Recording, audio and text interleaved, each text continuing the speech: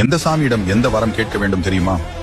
ஆரோக்கியத்திற்கு அனுமனை கேளுங்கள், திருமணத்திற்கு விஷ்ணுவை கேளுங்கள், நீதிக்கு கருப்பசாமியை கேளுங்கள், பாதுகாப்பிற்கு முனீஸ்வரரை கேளுங்கள், பணத்திற்கு குபேரனை கேளுங்கள், ஐஸ்வர்யத்திற்கு லட்சுமி தேவியை கேளுங்கள், குழந்தை வரத்திற்கு முருகப்பெருமானை கேளுங்கள், உள்ள அமைதிக்கு சிவனை கேளுங்கள். செவ்வாய் வெள்ளியில் இந்த உணவுகள் சமைக்கக்கூடாது. கீரை மற்றும் கசப்பு உணவான பாகற்காய் சமைக்கக்கூடாது. கசப்பு உணவுகள் மகாலட்சுமிக்கு உகந்த உணவுகள் அல்ல. சமையலறையில் வைக்கக்கூடாத 5 பொருட்கள்.